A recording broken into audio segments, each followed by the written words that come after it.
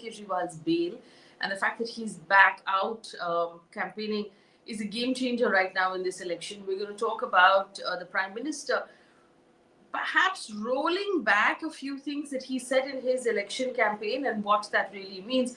And we'll also talk about Mumbai and Maharashtra, which portions of which go to vote on Monday next, and what that's like. Eshwar from Quint has been traveling through Maharashtra and Mumbai, and of course, we have Quint's. We have Aditya Menon, who's Quint's political editor, join us as well. Good evening, both of you.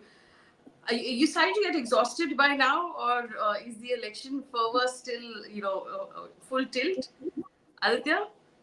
Oh, really? And I just can't wait for it to get over and catch a breath. I think all of us are pretty tired. Yes. Really It's, admire the politicians, what they are putting in action. actually, I was wondering about that because there's heat wave. Most parts of North India, well above 40 degrees.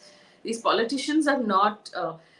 Let's say they're not young, right? They're in their 60s and their 70s, traveling extensively, constantly addressing speeches and rallies out in the heat, including the Prime Minister, who's been at it now for a while, nearly 2 months every day. But really, the game changer, the question that I meant to ask you, Aditya, is Kejriwal. Kejriwal, of course, being out and now campaigning, and he said a lot of things since he's been released from jail. Do you see this as a game changer, at least in Delhi? It is significant. Kejriwal is a very, very strong campaigner, very strong communicator. There is a sizable degree of sympathy for Mr. Kejriwal. So it has certainly energized the India Alliance campaign in Delhi. Now, whether it will make a difference in terms of seats, we can't say because BJP won all 7 seats with very huge margins last time. And even if you add the entire AAP and Congress votes from last time, BJP still has a lead over them. So they need a very sizable swing to convert even 2 seats in Delhi. There is a huge task Mr. Kejriwal has. He will be addressing a number of rallies for both AAP and Congress candidates. Significantly, tomorrow he will be campaigning for Congress candidates like Kanhaiya Kumar, JP Agarwal in Chandni Chowk, and Udit Raj in Northwest Delhi. So that will be really interesting to see how Kejriwal's campaigns for Congress candidates, how AAP and Congress workers work together. So really crucial time here in Delhi.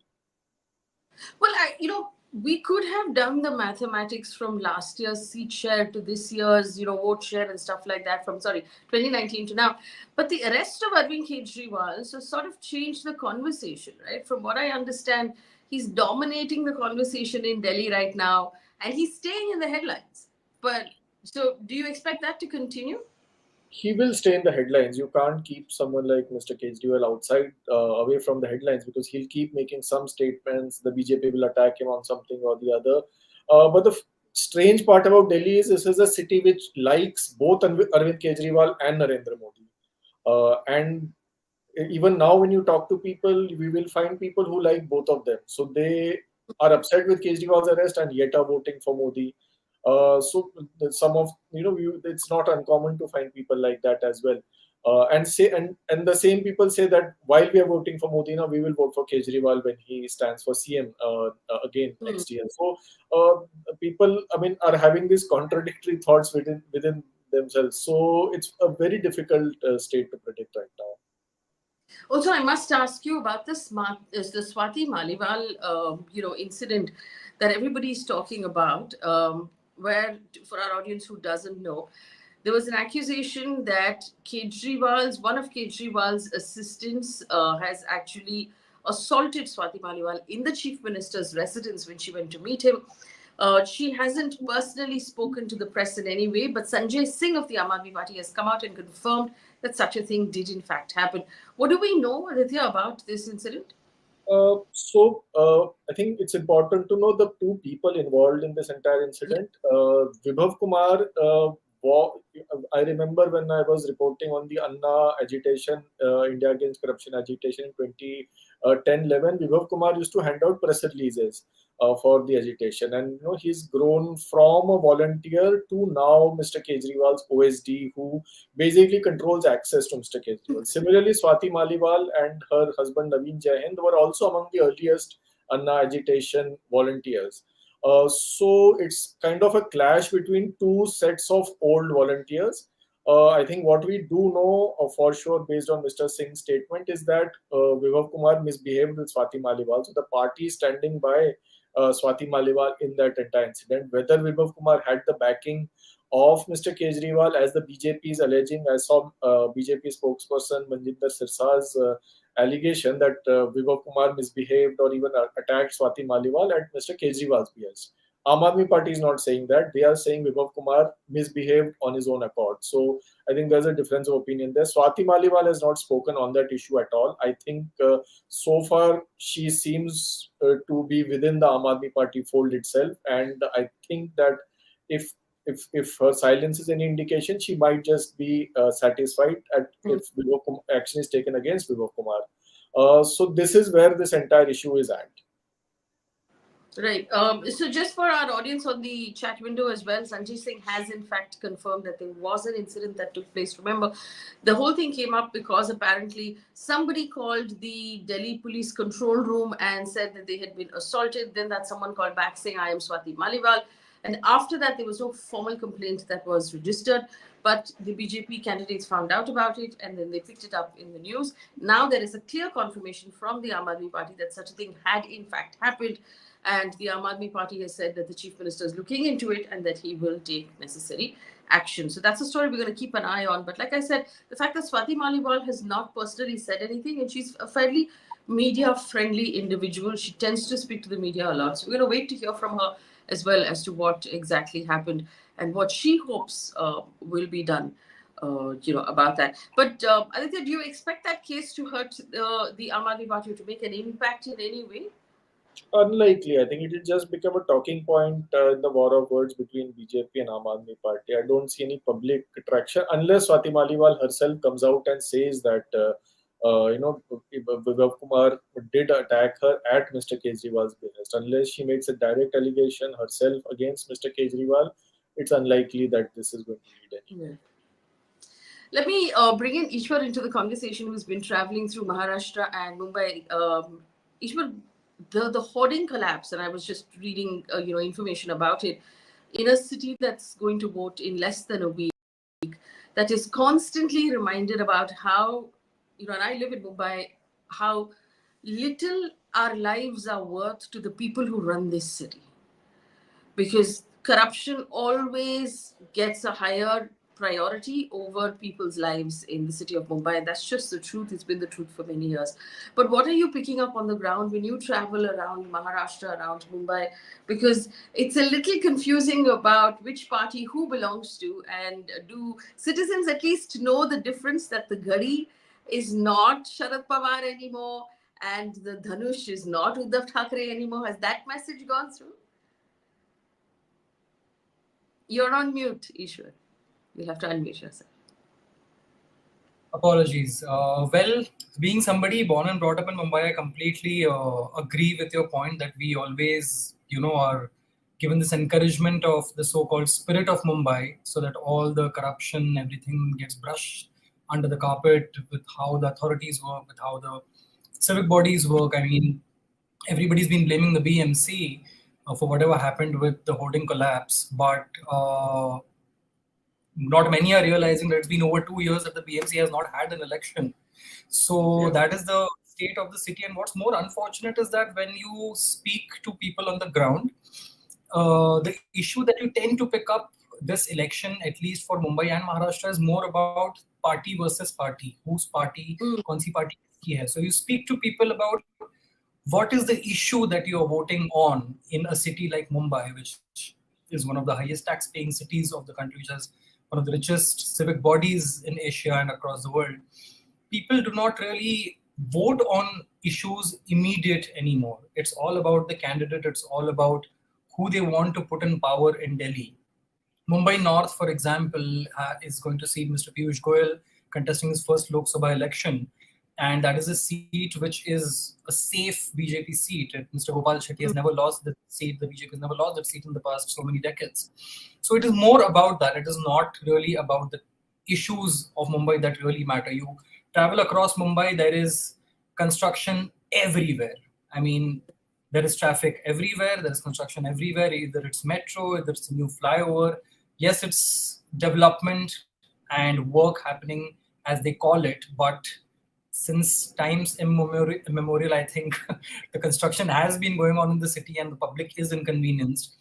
To give you a very interesting anecdote, I was speaking to one of the auto drivers in Bombay, and he mentioned how the earnings have reduced per day because it takes so long to reach from one place to the other now with traffic. So their income has really got affected. Yes. So it eventually leads you to the question, who is the development for? Who is it really benefiting in the immediate run? In the long run, it might be a different story, but on the immediate basis, how is it going to affect? But on the larger drawing board, when we look at Mumbai, it's mostly about Shiv Sena versus Shiv Sena. NCP has a lesser presence in a place like Mumbai, but it is going to be a prestige battle for the two Shiv Senas for sure. And BJP, in fact, which has been trying to get an upper hand in the city. We have seen how it has infiltrated it has managed to win the BMC elections across. In the previous one that had happened, it won almost half of the seats. So, but is it more about, and here's the interesting thing for me, right? Is it about the Prime Minister Modi or not the Prime Minister Modi? Or is it about, do we want Piyush Goyal? Oh, Poonam Mahajan didn't get a ticket. Who is your candidate from your particular constituency? Is the actual candidate making a difference at this point? Or is it really, do I want Modi to come back for a third term? For the BJP, it has mostly been about campaigning on those lines that it is going to be Prime Minister Modi, you put in the center. But at the same time, there has been a lot of conversation around the issues of the city that the politicians have tried to cash in on. For example, the Mahayuti's entire agenda or the narrative that is being driven is that we got work done. Nothing was done when Uddhav was the Chief Minister for 2.5 years. If you listen to Mr. Shinde's speeches, there is almost a repetition of, I carry 2 pens in my pocket to sign files, and that is how the work is getting done in the city. That's the narrative that's being driven. Even with the metro and metro construction, we saw in January how the Prime Minister inaugurated the phase of the Mumbai Metro, because that is also really one of the prestige projects. The Atal Setu's inauguration also happened a few months ago. So the development agenda is very much there. The narrative that the Mahayuti is driving is that, the Mumbai city deserves better, so we are giving you what it deserves. It was very interesting also, Kirit Somaya put out a statement about the hoarding collapse that killed 16 people, blaming Uddhav Thackeray, saying Uddhav Thackeray and his son have the blood of these 16 people on their hands. Aditya Menon, I saw a really interesting account on Twitter from someone who had voted in Pune, who said there were people who came out saying, I voted for Sharad Pawar, but they had actually stamped the Gadi, not realizing that it's now Ajit Pawar, who is a separate party, effectively voting NDA, and not, say, UP or not India Alliance. Do you think that split and the fact that both symbols have gone to the NDA parties will actually work in their favor in Maharashtra? I think so. I think Eshwar will have a better idea on how it's playing out in the ground, especially how the NCP split has been particularly confusing. But no doubt, I think ensuring that the symbol reaches all the voters in their constituency is going to be the biggest challenge for both the Shiv Sena and the NCP. Eshwar, you had a report from Baramati on the confusion within the NCP, right? Yes. So if you travel across Baramati, which is the Pawar families, which has been the Pawar family's stuff, it was a very, very fierce battle. For the first time, interestingly, I met 2 brothers. One was campaigning for Supriya and one was campaigning for Sunetra Pawar. So it was a very interesting conversation to have with them. One said that, whatever development has happened in Baramati, it is because of Ajit Pawar, while the person supporting Supriya said that, but it was Sharad Pawar who started all of this. Ajit Pawar would have been nowhere if Sharad Pawar wouldn't have given him a free hand. Mr. Pawar's, Ajit Pawar's camp has been driving a narrative as to how he was the one who has done everything. If you look at the campaign of Baramati specifically closely, it was Ajit Pawar. It looked like Ajit Pawar was the contestant. Sumitra Pawar's speeches, the virality of them, the presence on social media, it wasn't as loud as Ajit Pawar's was because he was technically campaigning for his wife and his prestige seat. On the other hand, there were a lot of allegations from Supriya Sure's party, which is the NCP Sharad Pawar, about vote tampering, about lots of complaints that they wrote to the election commission about in the Baramati constituency and also in the Ahmednagar constituency in the fourth phase, as to how people are being threatened against voting for Supriya, campaigning for her, etc. Even there was an incident where the CCTV cameras were off at one of the polling booths in Ahmednagar for 45 minutes, a video of which the NCP shared on its Twitter and sent it to the election commission, etc. But we don't know what action has been taken. But speaking of the voters, the loyal Pawar family voters are definitely divided. The people who saw the Pawars as the NCP, you speak to both sides, they will support different factions, but there is one consensus that we hope that the family comes back together someday again. Aditya, my last question before we run out of time, right? I do want to ask you about the U-turn that the Prime Minister has taken in the last 24 hours. The internet is just losing its mind over it, right? Because he did an interview yesterday in which he said, "Where did I say Hindu-Muslim? I've never done it. You know, I don't deserve to be in public life if I'm doing Hindu-Muslim." And he actually said what he meant by saying people with more children is actually poor households. He was not making a reference to, to Muslim households. Do you see this as a reaction to something on the ground? Like, what's going on? What's your theory about what's going on? I mean, one attributes a lot of intelligence to the Prime Minister. We really, I mean, he's of course a campaigner par excellence and someone, we always feel that if PM Modi is saying something, there is some calculation behind it. But a couple of statements in the last 10 days have really been difficult to explain. The Adani Ambani jibe at Rahul Gandhi, even core BJP supporters were confused as to how to take this forward. And now this entire U-turn on Muslims. I mean, communal sentiment isn't something that can be, turned on and off like a light switch. So maybe I think what I can guess is that the areas where communal polarization could have given more dividends, those areas have already voted, such as Western Uttar Pradesh, such as coastal Karnataka, such as northern Bengal. And now the areas which are going to vote are areas where a more development-oriented narrative may work. For instance, Eastern UP, even at BJP's peak, they weren't able to polarize Eastern UP. They weren't able to polarize Southern Bengal. So probably, I mean, this is just thinking out aloud. Maybe this could be the only reason behind this sort of recalibration from the Prime Minister. But do you think that would work? Do you think anyone who is put off by polarization will be convinced by this statement? See, who is the targeted audience who get polarized? One is, of course, the BJP voter who they want to sort of polarize in their favor. And the other is the anti-BJP voter, mainly minorities, some people in the majority.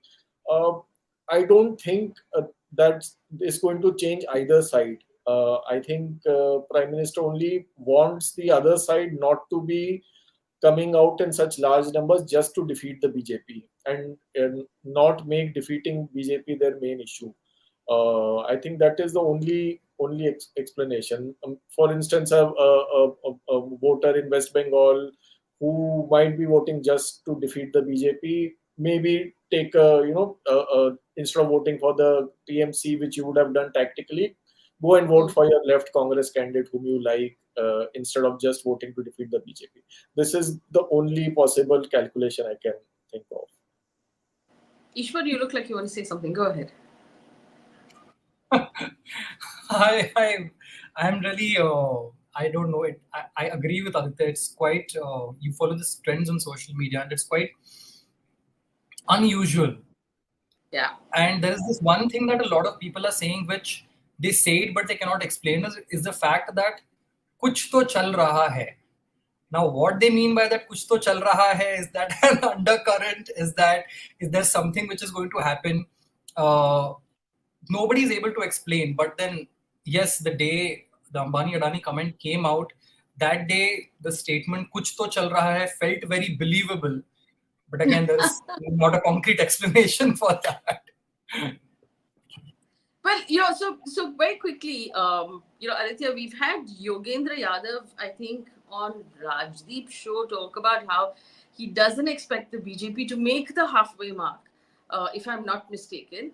He expects, I think, the NDA will perhaps be able to cobble together the halfway mark, but the BJP by itself will not. So that's sub 270 now. But are you hearing similar estimates? Are you hearing sub 300 estimates? What is going on?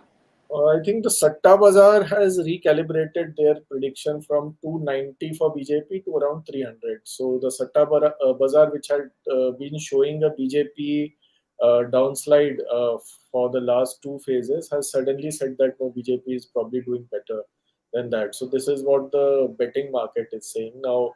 I think it all boils down to three states: Uttar Pradesh, West Bengal, and Odisha.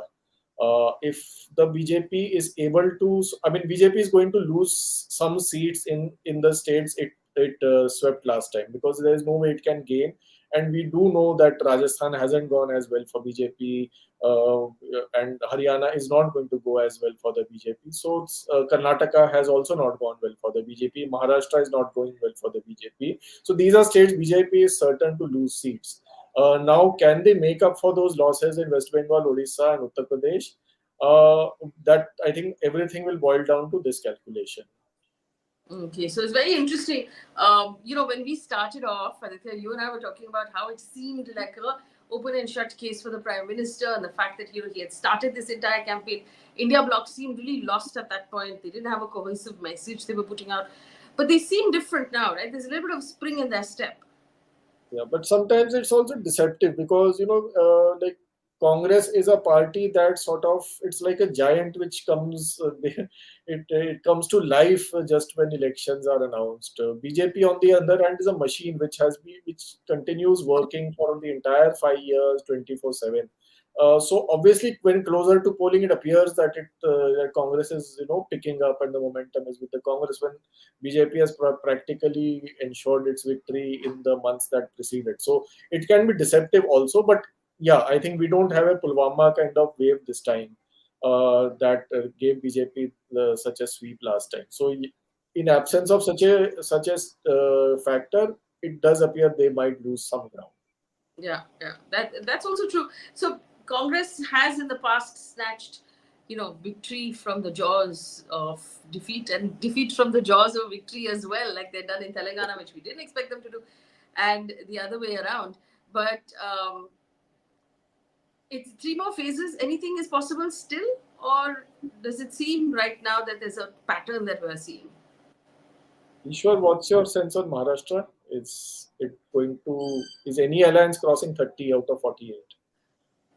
Well, it is being said, surveys are saying it, sources from the ground are saying it, senior journalists from the state are saying it, that the Mahavikas Aghadi is expected to log in at least 20 seats. Certain surveys are given above 35, but that looks very far-fetched as of now. The trouble is, too many equations have changed in too many seats. Like, for example, in a seat like Aurangabad, where Mr. Imtiaz Jalil was the only person from the AIMM other than Mr. Owaisi who won last time. There were only two other players that he was dealing with. This time there are four other players that he's dealing with, along with a factor of Shiv Sena versus Shiv Sena on his seat. At least 3 seats of Bombay are seeing the Shiv Sena versus Shiv Sena fight. So it's not really nothing can be said concretely. For example, even something like a Baramati, which was always a given to the Pawars, veteran journalists from the region are saying, if I tell you something today, I can't promise you to stay the same tomorrow. So let's talk after the voting is done. It's very difficult to gauge, especially a state like Maharashtra. Yeah. So I'm going to leave it there. But last interesting point I want to note is that when the Prime Minister was giving an interview to Times Now, he sort of teared up a little bit and said, "Ma Ganga ne mujhe god liya hai." So is he building himself into a Bhishma Pitama sort of idea into this election? Maybe that's another thing to keep an eye on, because he's giving a lot of interviews.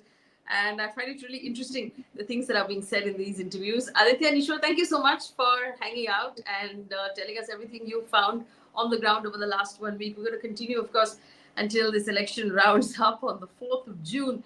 But thanks to our audience for joining us. We're coming back in about 5 minutes with Sanjay Hegde. We're going to talk about the big news click verdict that came out of Supreme Court. We'll break that down legally. That's in about 2 or 3 minutes at 7 o'clock. So stay with us and join that live as well. Thank you for watching. Like, share, subscribe, guys. Always.